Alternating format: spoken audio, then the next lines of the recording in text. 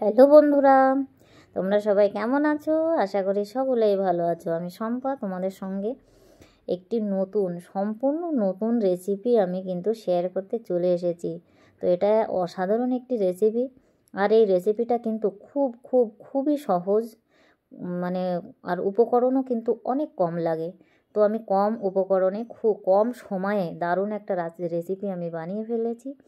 তো দেখো বন্ধুরা, তোমরা সবাই কিন্তু এই রেসিপিটা করতে পারো। তো আমি কি করে করব, কিভাবে সহজ পদ্ধতিতে রেসিপিটা আমি করব, সেটা তোমরা দেখতে থাকো।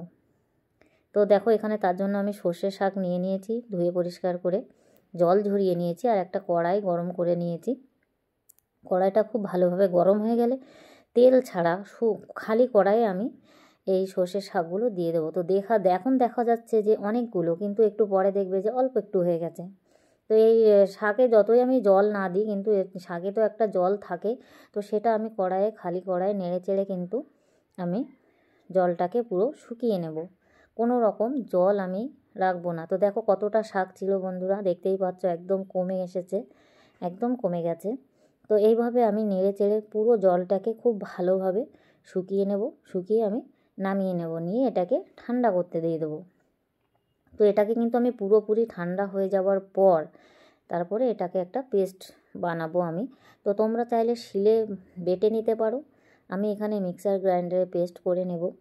তো খুব ঠান্ডা হলে তারপরে পুরোটা যখন ঠান্ডা হয়ে যাবে তখন, তো দেখো আর অন্যদিকে আমি নিয়েছি কয়েকটা কাঁচা লঙ্কা, আর নিয়েছি একটু তেঁতুল। তেঁতুলটা কিন্তু কালো দেখা যাচ্ছে প্রচুর, কিন্তু এটা অনেক পুরনো তেঁতুল বলে কালো দেখা যাচ্ছে। আর নিয়েছি একটু কয়েক কোয়া রসুন, আর এর মধ্যে আমি পেস্ট করার সময় একটু গোটা জিরে দিয়ে দেবো। তো দেখো বন্ধুরা, আমি প্রথমে শাকটা, যে সর্ষে শাক ছিল, সেটার একটা পেস্ট বানিয়ে নিয়েছি। দেখো কালারটা একবার দেখো, জাস্ট অসাধারণ, আমাদের ফেসবুকের ড্যাশবোর্ডের মতো একদম গ্রিন, কোনো লাল নেই। আর এখানে যে কাঁচা লঙ্কা, রসুন, জিরে, এটা দিয়ে একটা পেস্ট বানিয়ে নিয়েছিলাম। তেঁতুলটা যেহেতু কালো ছিল, তো কালারটা এরকম হয়ে গেছে।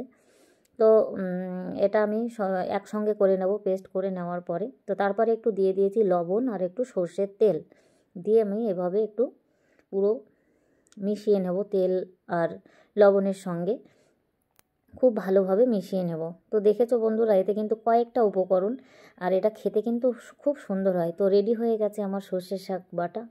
তো আমার তো এটা অসাধারণ লাগে, গরম ভাতের সঙ্গে জাস্ট দারুণ লাগে। তো তোমাদের কেমন লাগে আমাকে কিন্তু কমেন্টে জানিও, আর ভিডিওটা, রেসিপিটা কেমন হয়েছে আমাকে কমেন্টে জানাতে ভুলো না যেন। তো এরকম করে তোমরা বাড়িতে একবার বানিয়ে খাবে, দেখবে জাস্ট অসাধারণ লাগে। তো সবাই ভালো থেকো বন্ধুরা, ধন্যবাদ।